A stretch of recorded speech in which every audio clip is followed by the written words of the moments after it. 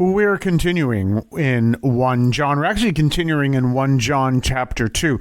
As you know, it's a very short letter. It's not the shortest letter in the New Testament. The shortest one is Jude. But it's a short letter as compared to, for example, Paul's letter to the Romans, or even either of the letters by Peter. And it is very basic and very straightforward. So it's really a great... these are the best readings of the year. I always feel the first reading for every Mass.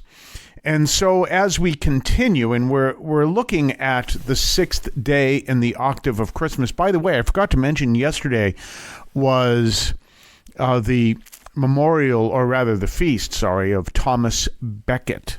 And of course, Thomas Becket was executed in his own cathedral in the 12th century, and he is the subject of T.S. Eliot's Murder in the Cathedral, which, when I first considered becoming a priest, this was back when I was in high school. Remember, I was thinking of it a little bit. I don't know if I ever told you that, but I ended up leaving the church, which kind of threw the priesthood right out the door. And then eventually when I came back, I started thinking again, well, when we had that vocation weekend, this was back in, so I had to be in the mid-'70s. We had that vocation weekend, and they had a special presentation. A drama. I guess they did dramas back then on a regular basis, did a play, and they did Murder in the Cathedral. Very fascinating. It was great. But T.S. Eliot's Murder in the Cathedral, the seminarians did that in the St. John's Seminary here in Brighton, Massachusetts. So that was yesterday, but we're continuing today. This is chapter 2 of 1 John. It's the second part of chapter 2. And we have this it's an interesting description. Well, one of the things we want to look at is, because, remember, this is very basic. And as I said, there are other catechisms out there that are also basic, but I don't recommend them because they really get into teaching nothing more than love God and avoid sin. But the focus is avoiding sin. And what happens if you don't do that? Then you're going to hell. That's not what's said here. It does say love God, avoid sin. All of that is there, but there isn't a focus on hell. And that focus on hell from the later catechisms, specifically the Baltimore Catechism, really distorted many people's faith, where they actually live in fear of going to hell. You're not going to find that here. We believe in hell. The church has the teaching of hell. The church's teaching of hell, as I've described before, is a place that people actually choose to go. You would say, who would choose to go to hell? In the famous words of Jackie Gleason in an interview on 60 Minutes, something like, who wants to go to hell? Who would want to go to hell? They had a discussion about heaven and hell, and who would want to go to hell? Well, there are people who do reject God's love. Maybe they are few and far between, but they do exist. And so when we understand that reality within the context of the church's teaching, then we understand that people choose there. But many of us grew up with this whole concept of God just waiting to cast you into hell, which comes from the Puritans, does not come from the Catholics. The Puritans, remember, had the famous teaching, sinners in the hand of an angry God. God was just had people over by a thread over the fires of hell, and could at any moment just flick people into hell. That was this horrible teaching that came from the 17th century by Reverend Jonathan Livingston in Northampton, Massachusetts. He also gave it in Connecticut. And this powerful preaching that went on for 2 hours, by the way, speaking of hell, it went on for 2 hours. And somehow that has infiltrated American Catholicism. You're not finding that here. You are talking about an aspect of what leads us to heaven, and we can talk about that. But we want to be careful of this really bad teaching that has poisoned, I think, certain aspects of Catholicism. I absolutely believe that. People who live in fear of going to hell. One of the things when people will say, I live in a fear of going to hell. How is that going to happen? And I personally believe anyone who teaches that you have a large, and I'm going by what church teaching is, you have a good chance of ending in hell. I think that's blasphemy. And I think anyone who teaches that is actually blaspheming Jesus' action on the cross and giving his all that all could be saved.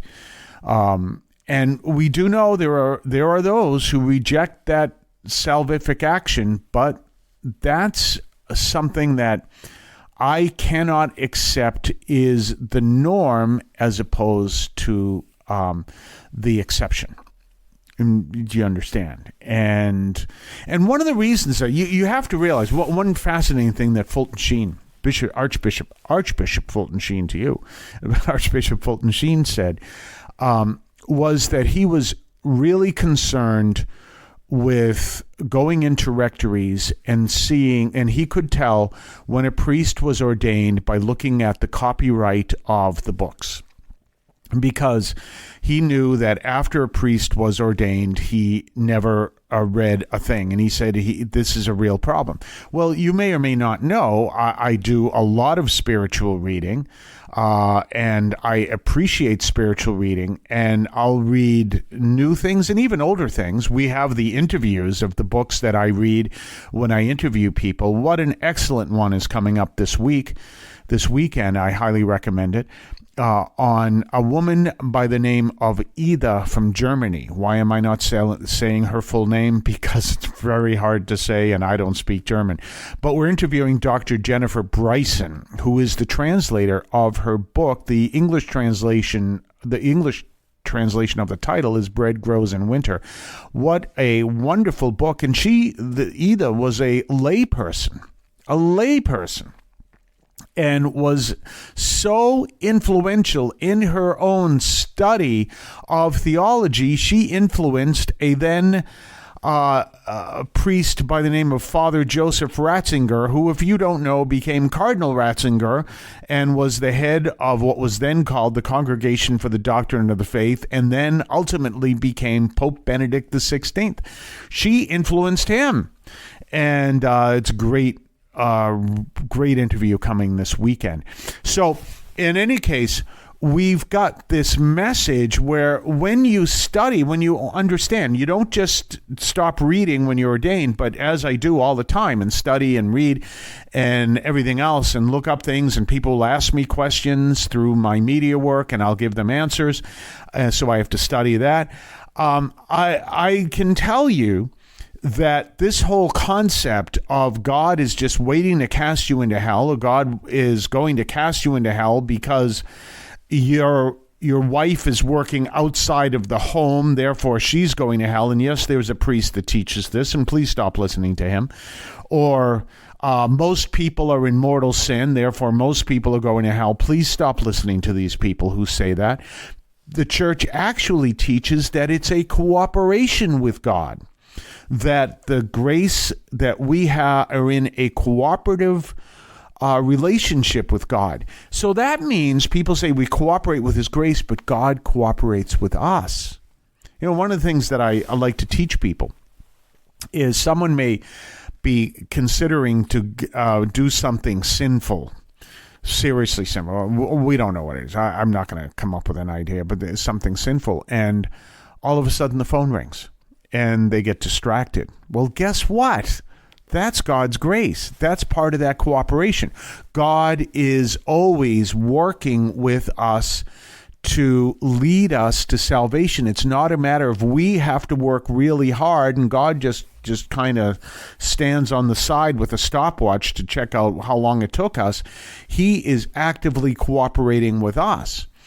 And this is an important consideration. So people, these people who are always love to teach that people are going to hell, there is a influencer out there who I absolutely disagree with. As a matter of fact, I've been asked several times to consider interviewing him. The answer is no, because I couldn't do a friendly interview with him. And the the one thing that I agree with what he says, the one thing that I agree, he says that he believes that most people are going to hell. I don't agree with that. And he also says that he can't even determine whether or not he is not going to hell. That I agree with.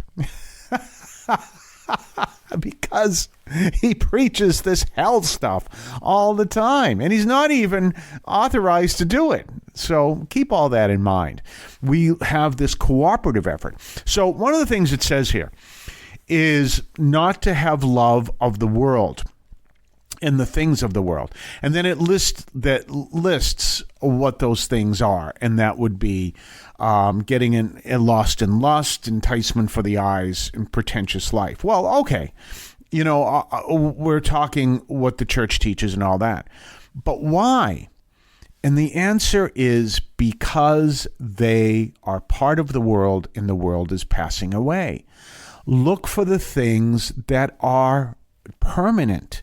Seek after the things that are permanent. So, God is love. He's not loving. He is love. He is the source of love. He is the embodiment of love, and he is love.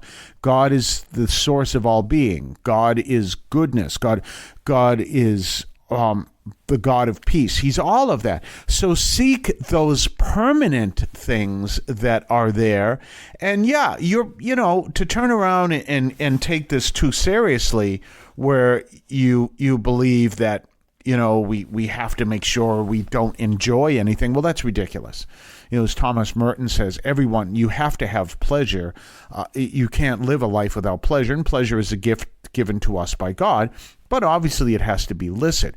But, you get someone, I'll tell you a story in a minute. You get someone who believes that you have to sit in a room, even St. Paul doesn't teach this, and make sure that you are never enjoying anything and never enjoying things of the world. Well, that's someone who doesn't have a clue. That's someone who's scary. A long time ago, when I was in the Navy, I knew a guy who was part of some kind of Christian group, wasn't Catholic, and they took things very seriously, a little too seriously, and you can't take anything too seriously. And that's true. I'll talk about that in a second. And, this other guy said, who was not Christian, he says, well, I want to have fun. And he looked at him and said, what is fun? As must we have fun?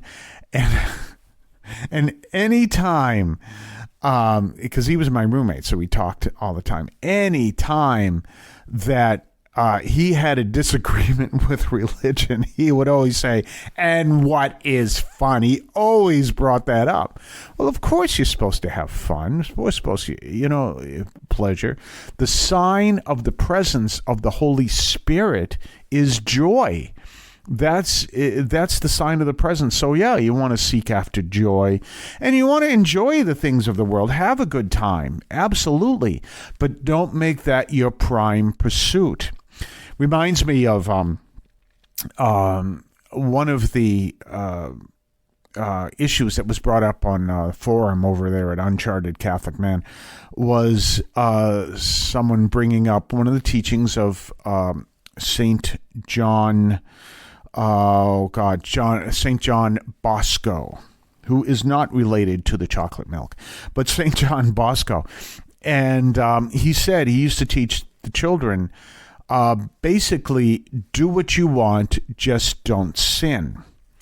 And they had a different version, but do what you want, just don't sin. So I looked at that. I'm aware of that, and I used that in confirmation a long time ago. I used to teach this, and I would teach, this is what St. John Bosco used to teach. Do what you want, just don't sin. So list anything that you can do that is not a sin. And I always get the similar answers all the time, and it will really show how poor our catechesis is. What would they say? Brush your teeth, do homework, go to school. And when I'd look at this whole list, I used to do it every year, because the list was always the same. I says, you guys ever hear of skydiving? You ever hear of surfing? You ever hear of hiking, playing baseball? And I would list all these things. I says, come on. No, it doesn't mean you have to live these tasks and that's the only thing you do there. It means to live your life and enjoy your life and celebrate, but make sure your prime quest is for eternal life. And that's it. And be, and celebrate God and everything else. So anyway, that is some of what we're looking at that reading. We're going to talk more on the other side of the break. You're listening to the Catholic Audio Media Podcast right here on your favorite podcast platform. We'll be right back. Did you know that the Catholic Audio Media Podcast is available on various podcast platforms? You can find us, among others, on Podbean, which is our home platform. You can find it on Spotify, Amazon Music, iHeart, among others. Just look for Catholic Audio Media, all one word. On some platforms, such as Spotify, look for Catholic Audio Media, 3 words, and subscribe and listen to the Catholic Audio Media Podcast. Don't forget to subscribe to us on Patreon. Patreon.com/Catholic Audio Media. Patreon.com/Catholic Audio Media. Check us out. Check what we have to offer. Previews of upcoming podcasts. Previews of upcoming columns over at catholicaudiomedia.substack.com. Your ability to comment, make suggestions, even make suggestions in upcoming programs. Check us out, patreon.com, Catholic Audio Media. We're back, and so we're talking about this powerful reminder of, don't make hedonism the focus of your life, obviously, because there are greater joys. What's the whole message of hedonism? Eat, drink, and be merry, for tomorrow we could die. There you go. Eat, drink, and be merry, for tomorrow we could die. Well, what is the focus of hedonism? It's atheistic. It's like there is nothing else in this world besides what we have and what we can get and everything else. Well, there's another part of that hedonistic idea. And that is, there's always winners and losers. And unless you're pursuing ways to make lots and lots of money, then, or that tomorrow you will die, it's not going to last. Things are going to go horribly wrong. And then you're going to find yourself very possibly homeless. Or even worse, just the subject or the victim, you could say, of all the effects of that lifestyle. And the effects of that lifestyle is you're about 35 years old and you look about 90. That's one of the effects of that lifestyle. So it reminds me of a time when there were, now this could be an urban legend, I don't know, but they used to say when I was in Olongapo City, the Philippines, Subic Bay, actually. It was a sailor's town, and sailors' towns tend to have a lot of bars, among other things. That's what they tend to have. And if you walk down the street in Olongapo City, first of all, if you walk straight down the street, Subic Bay, Olongapo City, if you walk straight down the street, you walk about a mile, and at the very end of the street was Shakey's Pizza. Honest, I'm telling you, that's absolute truth. Shakey's Pizza. I always know Shakey's Pizza was in Olongapo City, the Philippines. I didn't even know if Shakey's still around. But you would walk. Now, remember, this is a mile. On both sides, you would walk down the street, and on both sides, you would see bar, restaurant, bar, cinema, bar, all the way down. Well, cinema is only on one side, but you would see that all the way down for a mile. And at the same time, there would be a lot of entertainment if you were there at night. And the singers could impersonate the American performers perfectly, so you'd be walking down the street thinking you're hearing an American singer, and you'd walk in and they would be Filipino or Filipina. So that was that place. Well, they said that there were 2 Navy chiefs, and this might be an urban legend, 2 Navy chiefs that retired from the Navy and bought a bar. so that they could live as part of that lifestyle. And they remember, in the Navy, you can retire after 20 years. Now, maybe it was 20 years. It could have been 30 years. But think of it. If you go in at like 18, 20 years later, you're 38 years old and you have a retirement. And if you stay until you're 30, you're 48 years old and you've got full retirement. Okay.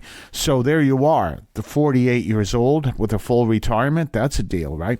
So, in any case, at most, they probably would have been 48 years old, maybe even not even that old. But that's at most. Maybe even a little older. We don't know.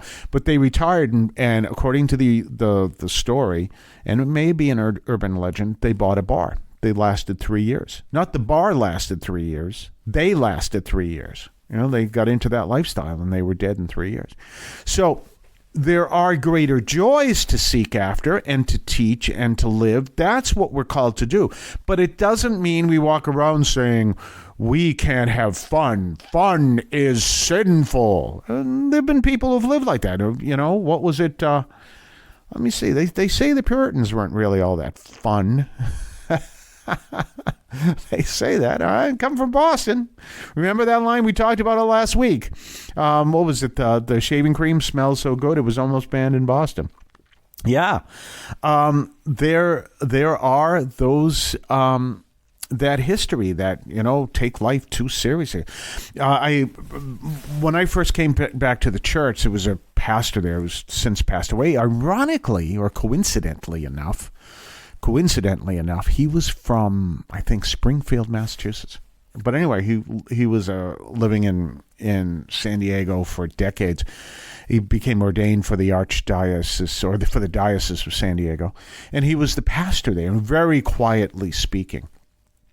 Very pensive and contemplative and everything else. And I only heard him yell from the pulpit once, and that's when he said, "Don't take yourself too seriously."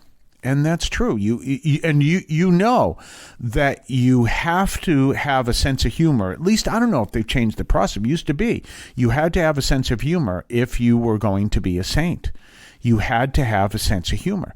And if you didn't have a sense of humor, then that would show a sign that you weren't as virtuous as a saint as someone who should be emulated.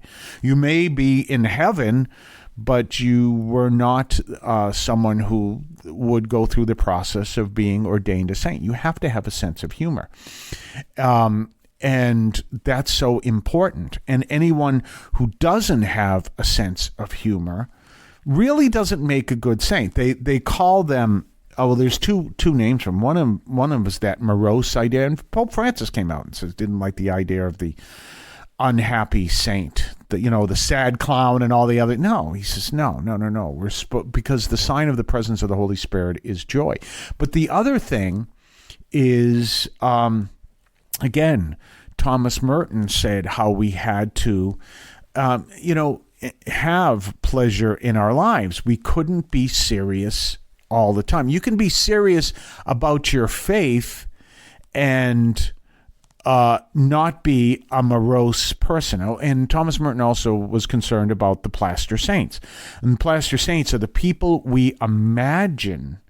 The people we imagine are saints who are like perfect. They're like statues. They're absolutely perfect. They never smile. They never frown. They're not really living. They're so perfect. They're just like plaster statues. And, he said, no, we can't. We have to be real. And studying the saints is so important. And one of the fascinating things, I would assume that if you were encountered with a saint, that you would be impacted. I actually think he is dead now. I think I anointed a saint the other day. I absolutely believe it. Now, he won't be canonized because no one knows him, but I actually believe I anointed the saint the other day. Severely crippled, yet just joyful at the thought of going to heaven. Wow. And they asked me to anoint him, and I did. I actually believe I anointed a saint the other day. Absolutely believe that. So you've got this reality. I had a friend of mine who I also believe is very saintful. He's passed on. But a long time ago, had to go in for an operation, and it was up in the air whether or not he could live. He would live through it. And he called a friend of his. He was a priest, called a priest friend of his to anoint him. This was long before I was a priest, by the way. And he said, I could be in heaven in half an hour. That's the attitude we're called to have.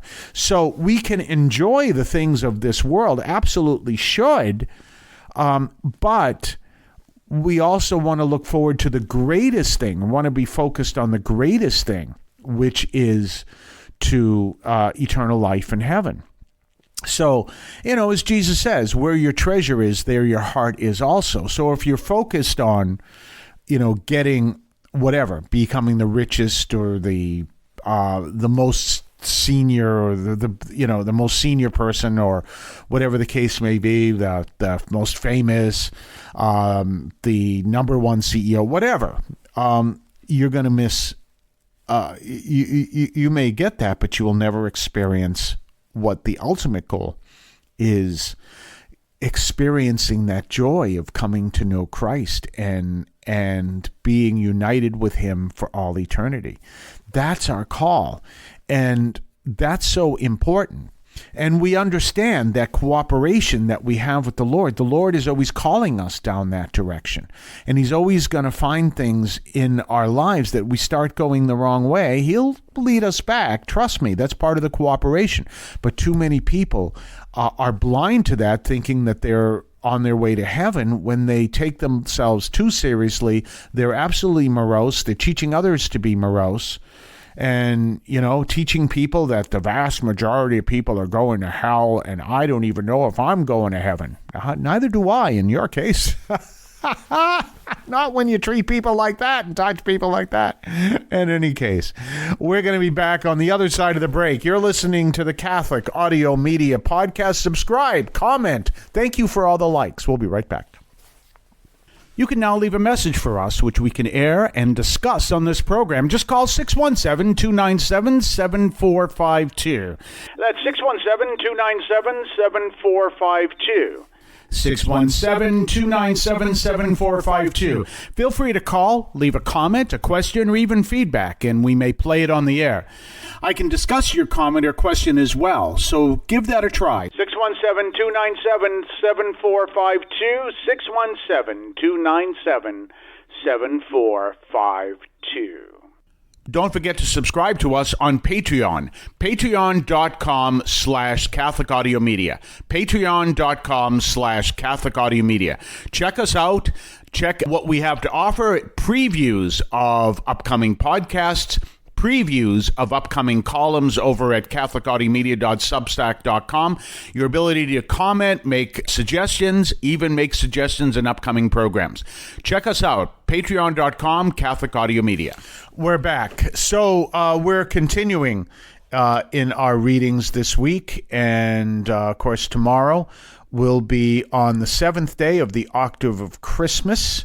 And we're going to be talking about, among other things, the Antichrist. At least that's what's in the reading. And that's going to be interesting to see as well, especially because everyone's out looking for the Antichrist. And St. John is telling us that there are already many who have already appeared. So there you go. There you go. And that's back from the 1st century. So we're waiting for the Antichrist to come. Well, you're too late. There are already many that have appeared. And you know who's the Antichrist? I'm going to tell you, you always get a kick out of it. Do you realize that many people thought that Ronald Reagan was the Antichrist because his name, Ronald Wilson Reagan, had all 6 letters in each name? And of course, the 666 from the book of Revelation actually refers to Nero. But in any case, he's the Antichrist because he has 6 letters in each of his names. Ronald Wilson Reagan. Oh, okay. You want to believe that? Okay, you can believe that. I choose not to because I think that's ridiculous. In any case, we're going to be back tomorrow, Wednesday, and the 7th day of the octave, and it's also New Year's Eve, the last day of 2025. See you then. The Catholic teaching in this podcast is reflected and presented as accurately as possible. The opinions expressed are those of the participants and do not necessarily reflect those of the Archdiocese of Boston or any other institution.